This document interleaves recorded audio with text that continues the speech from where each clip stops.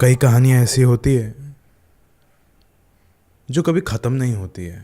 वो कहानी कहानी ही बन के रह जाती है, फिर वो कहानी इतिहास का मोड़ ले लेती है। एंड ऐसी ही एक कहानी है हमारे महाराष्ट्र के कोकण इलाके में। जब 1980 के अराउंड प्रथमेश के आई बाबा ने एक घर था, एक वाड़ा था जो कि कोकण के रत्नागिरी इलाके में था।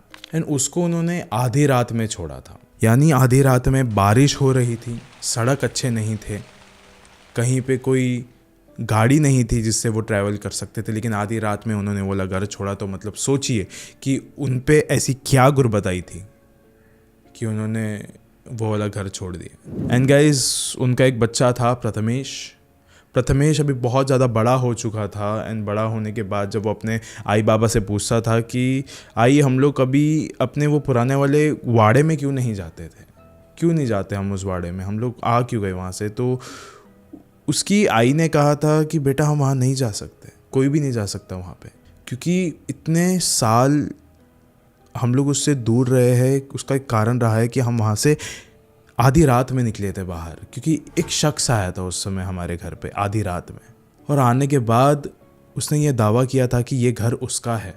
एंड वो जो भी था ना, वो इंसान जैसा नहीं था, वो एक शैतान जैसा था। हम उसे मना नहीं कर सके, एंड उसके खौफ के कारण हमने वो लवाड़ा हमेशा हमेशा के लिए छोड़ दिया। एंड वो सब कुछ छोड़ के हमें शहर आना पड़ा।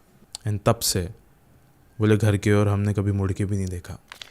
सो गाइस, अभी वीडियो शुरू करने से पहले ऐसे ही और horror, mysterious and historical videos देखने के लिए सब्सक्राइब कर दीजिए इस चैनल को। अब ये कहानी शुरू होती है।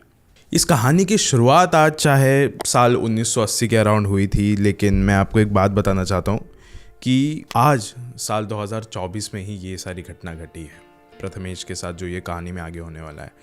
साल 2024 में प्रथमेश की उम्र अच्छी खासी हो गई थी, उसकी शादी हो गई थी। एंड उसकी जो न्यूली वेडेड वाइफ थी, एक ऐसा रिचुअल था उनके महाराष्ट्रन फैमिली में कि जो जिसकी भी नई नई शादी होती है उसको अपने कुल देवता के मंदिर में जाना पड़ता है, जो कि उनका वहीं पे था, उसी गांव में था इन रत्नागिरी। एंड वो लोग वहीं पे गए हुए थे। एक्चुअली उनको जाना था वहाँ पे, अभी तक गए नहीं। उनके दिमाग में सब कुछ चल रहा है कि हमको वहाँ पे जाना है, लेकिन गाइस पिछले 40 साल से कोई भी उसके परिवार से कभी भी उस गांव में गया नहीं, क्योंकि हर किसी को ना एक खौफ आया हुआ था कि अगर हम वहाँ जाएंगे तो रहेंगे कहाँ, क्योंकि हमारा जो वाड़ा है वहाँ से एक बहुत अलग ही इतिहास जुड़ा हुआ है उन लोगों का। लेकिन फिर भी प्रथमेश तो एकदम मॉडर्न ख्यालात वाला था। एंड ही वाज लाइक कि मैं तो एकदम मॉडर्न ख्यालात वाला हूँ, मैं ये सब में बिलीव नहीं करता, भूत प्रेत जादू टोना, I don't believe in all this. मैं अपनी पत्नी संध्या को लेकर गांव जाऊंगा। एंड इसी फैसले को लेकर प्रथमेश और संध्या निकल गए रत्नागिरी के लिए। जैसे ही वो लोग अपने गाँव पर आए तो उस समय ना उसने देखा कि उसके आसपास जितने भी रिश्तेदार वाले थे उन सब ने ना उनको ऐसा घेर के ऐसे खड़े हो गए थे कि ऑफकोर्स इतने सालों बाद वो लोग किसी उस शख्स को देख रहे जो कि इस परिवार से है, जो कि उस वाड़े में रहा करते थे। ऑल्दो उसका जो कज़न था प्रथमेश का, वो हमेशा उनसे मिलता रहता था, मुंबई में भी आके मिलता रहता था। सो अभी ना सब लोग एकदम बहुत प्यार मोहब्बत वाली बातें कर रहे हैं उनसे, एकदम कि कैसे एकदम छोटा था जब ते को देखा था। लेकिन फिर भी ना प्रथमेश के दिमाग में एक ही चीज़ चल रही थी कि मेरा वाड़ा कहाँ है। और उसने ना फिर आसपास जो उसके अंकल आंटी थे उनको पूछा भी कि आई बाबा जहाँ रहते थे वो वाला वाड़ा कहाँ है। सब लोगों ने ना एक दूसरे की शक्लें देखनी चालू कर दी थी अभी, कि मतलब ये क्या पूछ रहा है। आई गेस सब लोगों की जो साइलेंस थी वो उसके कज़न ने तोड़ी। उसके कज़न ने कहा कि एक काम कर, तू पहले मेरे घर पे चल, थोड़ा आराम कर लो, तुम लोग कपड़े वपड़े चेंज कर लो, उसके बाद बात करते हैं इसके बारे में। फिर उसके बाद उसने बोला चलो ठीक है, वो चला गया उसके घर पे। फिर उसके घर पे जाने के बाद उसके कज़न ने कहा कि तुम्हारे जो आई बाबा थे ना, वो ऐसे ही वो घर आधी रात को छोड़ के नहीं चले गए थे। वहाँ का एक बहुत बुरा इतिहास रहा है, वहाँ पे कोई तो रहता है जो कि ज़िंदा नहीं है, वहाँ पे कोई तो भटकता है एक्चुअली।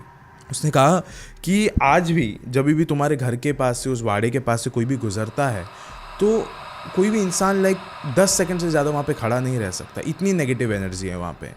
उसका कहना था कि आज भी ऐसा लगता है कि अंदर से कोई तो आदमी है जो कि अंदर कुछ तो कर रहा है, बाहर झाँक के देख रहा है या फिर हमको देख के हंस रहा है। ये सारी बातें सुनने के बाद संध्या बहुत ही ज़्यादा घबरा चुकी थी, एकदम ज़्यादा डर चुकी थी कि मतलब अरे ये कौन सी जगह पे रहते थे तुम लोग, लाइक मुझे नहीं जाना वहाँ पे। लेकिन प्रथमेश ने कहा कि ये जो भूत प्रेत की कहानियाँ होती ना, वो सिर्फ कहानियाँ में ही अच्छी लगती है।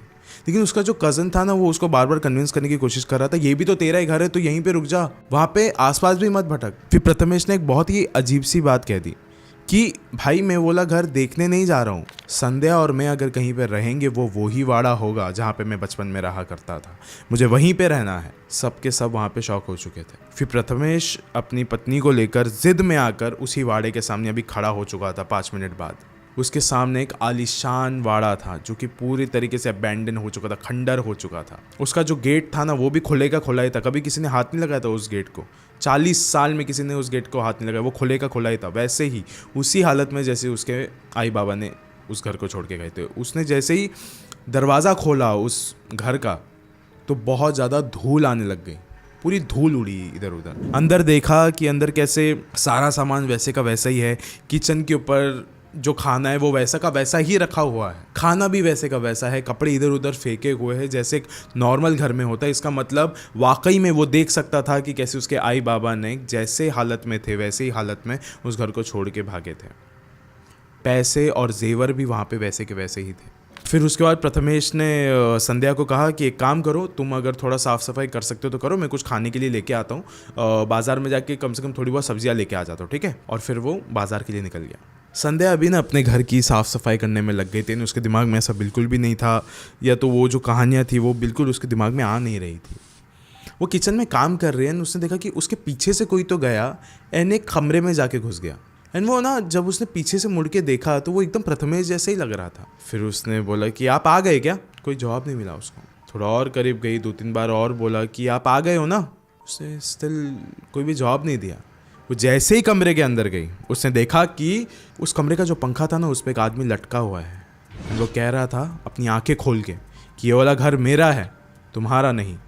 ये सब कुछ देखने सुनने के बाद संध्या बहुत जोर का चिल्लाई एंड वो भागते हुए घर से बाहर निकलने लग रही थी। उसी समय वो घर का जो मेन डोर था वो भी अपने आप बंद हो गया कस के। वो उसको खोलने की कोशिश कर रही थी लेकिन वो खोल नहीं पा रही थी। उसको अभी ऐसे लगने लग रहा था कि वो जो फंदा है वो अभी उसी के गले में है। उसको ऐसा महसूस हो रहा था, उसको इतना ज़्यादा ख़राब लग रहा था उस समय, इतना ज़्यादा खौफ भर गया था उसके अंदर। एंड दूसरी तरफ प्रथमेश जस्ट अपने घर के करीब आ ही रहा था, तब उसने देखा कि उसके वाड़े के अंदर से बहुत ज़ोर ज़ोर के चीखने चिल्लाने की आवाज़ें आ रही है। वो सारा सामान वहीं पे बाहर फेंक कर अंदर भागते हुए गया। दरवाज़ा नहीं खोल पा रहा था वो। उसने खिड़की से झाँक कर देखा तो उसने देखा कि उसकी जो पत्नी है संध्या, वो वहीं पे ऐसी बेहोश लेटी हुई है एंड उसके करीब एक मर्द चल के आ रहा है जो कि शैतान जैसा दिख रहा था, एकदम 6-7 फुट लंबा। लेकिन उसने बहुत ज़ोर ज़ोर का भी खोलने की कोशिश की, वो भी अभी चिल्लाने लग रहा था। फिर उसने लात मार के वो जो दरवाज़ा था उसको खोला एंड उसने देखा कि संध्या वहीं पे पड़ी हुई है, लेकिन आसपास कोई भी आदमी नहीं दिख रहा था उसको। पूरा खाली था, सन्नाटा था उस घर में।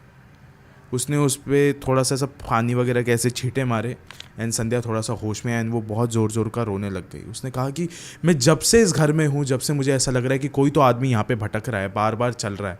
मुझे बार बार ऐसा लग रहा है कि ये शायद से प्रथमेश ही है, ये शायद से सिर्फ तुम ही हो। लेकिन फिर भी जब मैं उसके करीब जाती थी तो फिर वो प्रथमेश नहीं रहता, वो तुम नहीं रहते, कोई और रहता है। इस घर में कुछ तो बिल्कुल सही नहीं है प्रथमेश। और इस घर में जो भी मुझे अभी ऐसा क्यों लगने लग रहा है कि ये मेरे ही जिस्म के अंदर आ चुका है अभी। प्रथमेश और संध्या दोनों भागते हुए उसके कज़न के घर पे जा पहुँचे। उन्होंने बताया कि ये सारी चीज़ें हुई हमारे साथ। लेकिन प्रथमेश ना एकदम बहुत ज़ोर से उसको पूछ रहा था, मैंने सिर्फ कहानियाँ सुनी है, लेकिन ये आदमी है कौन? फिर उसके कज़न ने कहा कि ये एक्चुअली कोई ऐसे ऐरा गहरा आदमी नहीं है, ये तुम्हारे ही पूर्वज है। ये जो आदमी वहाँ पे भटक रहा है ये तुम्हारा ही एक पूर्वज है, जिसने कई सालों पहले जब ये वाड़ा बना था तो ये इसने ही बनाया था, ये वाला वाड़ा। एंड ये बनाने के बाद वहीं पे रहा करता था, लेकिन ये अकेला रहा करता था इंसान। एंड कोई भी इसकी कभी मदद नहीं करता था। एंड ये आदमी ना एकदम स्टारवेशन पे आ गया था, एकदम भुखमरी की हालत में आ गया था। ना इसको कोई खाना देता था, ना पीने के लिए पानी देता था, ना इसके पास कपड़े होते थे। हर किसी से ये भूख वगैरह की ऐसी चिंता बताया करता था, गौहर लगाता था ये सबको, लेकिन कोई भी इसकी मदद नहीं करता था। तो एक दिन आया एंड जब कोई तो इसके घर पे जा रहा था किसी काम से, तो उस वक्त पता चला कि इसने छत से लटक के आत्महत्या कर ली है। उसके बाद से इस घर के अंदर और भी बहुत सारे लोग जाने की कोशिश किए, लेकिन कोई भी जा नहीं पाता था। हर वक्त देखते थे कि यही आदमी वहाँ पे भटकता रहता था, ये आदमी भटकता रहता था। फिर उसके बाद बहुत सारे ऐसे पंडित लोग आए इस घर में, एंड उन्होंने बहुत सारे दिनों तक हवन पूजन किया, एंड देन उसके बाद मंत्र वगैरह से ये वाला जो घर का दरवाज़ा है वो बंद कर दिया। फिर और कुछ साल गुजर गए, एंड फिर तुम्हारे जो बाबा थे उनके घर में बंटवारा हो रहा था घरों का, ज़मीनों का। उस वक्त बंटवारे में तुम्हारे पिता को ये वाला घर मिला था। ये वाला घर मिलने के बाद वो अपनी पत्नी के साथ यहाँ पे आके रहने लग गए और तेरे साथ, एंड उनके साथ भी सेम हादसा हुआ। वो ही तुम्हारे पूर्वज ने उनको परेशान किया, एंड यही सेम चीज़ अभी तुम्हारे साथ भी हुई है। ये सब कुछ सुनकर लाइक प्रथमेश को जितना ज़्यादा डर लग रहा था उतना ज़्यादा बुरा भी लग रहा था उस एंसेस्टर को लेकर जो पूर्वज था उसका। फिर वो मन में क्या किया, संध्या के साथ उस घर के पास गया शाम को, एंड वहाँ पे अंदर जाने के बाद उसने सारे दरवाज़ों को ताला लगा दिया, सारे दरवाज़ों को ताला लगा दिया, उस घर के दरवाज़ों को भी ताला लगा दिया, एंड उस गेट को फाइनली उसने बंद करके ताला लगाया। एंड उसने कह दिया कि मेरे पूरे परिवार में से यहाँ पे कोई कभी नहीं आएगा। बंटवारे में ये वाला घर भले मुझे मिला हो, लेकिन फिर भी हम इस घर पे बिल्कुल भी हक नहीं जताएंगे। ये तुम्हारा घर है, ये तुम्हारा ही रहेगा। जो भी था वो पूर्वज का नाम उसने ले लिया, एंड फिर वो उस घर को छोड़ के चला गया हमेशा हमेशा के लिए। उसके बाद गाइस वो जो इलाका है ना रत्नागिरी में, वो लाइक सारे घर वहाँ पे भरे हुए हैं, लेकिन ये जो एक अकेला घर है ये इतना ज़्यादा खाली रहता है, उसके आसपास कोई भी भटकना भी नहीं समझता, क्योंकि भले ये घर उस आत्मा का हो गया हो अभी हमेशा से, लेकिन फिर भी अंदर से हंसने और रोने की आवाज़ें आती है। ऐसा सुनने में आया था कि जब वो पूर्वज मरा था उससे पहले वो पागल हो गया था, और उसके बाद से वो ऐसी हरकतें करता है। और वीडियो के अंत होने से पहले मैं आपको एक बात कहना चाहता हूँ कि महाराष्ट्र का ये जो कोकण इलाका है ये इतना ज़्यादा खूबसूरत है। लाइक लिटरली मैं भी वहीं से बिलोंग करता हूँ by the way, and I literally would say कि it is like one of the most beautiful place I have ever been in, and आपको भी जाना चाहिए कोकण इलाके में। एंड किसी एक दो कहानियों से किसी का भी कोई नाम ख़राब नहीं हो रहा है। अगर आप समझो कि एक बहुत ज़्यादा आलीशान फ्लैट है बांद्रा में, सी फेस फ्लैट, वहाँ पे भी ये सारी चीज़ें हो सकती है। अगर आपको जानना है एक बांद्रा के फ्लैट के बारे में जो कितना ज़्यादा आलीशान है, उसका जो लिंक है वो आपको यहाँ पे आई बटन में मिल जाएगा। मेरा कहने का मतलब समझिए कि घर कितना भी महंगा हो, इलाका कोई भी हो, ये लोग हमेशा आसपास भटकते ही रहते हैं। एंड अगर आपको पता है किसी जगह के इतिहास के बारे में तो वहाँ पे जाने की कोई भी लाइक सोचिए भी मत। इसका मतलब आप अपने खुद के पैर पे कुल्हाड़ी मार रहे हो, क्योंकि वो आपसे पहले ही सोच लेता है कि आपके साथ उसको करना क्या है। इससे चौकन्ने रहिए। शुक्रिया।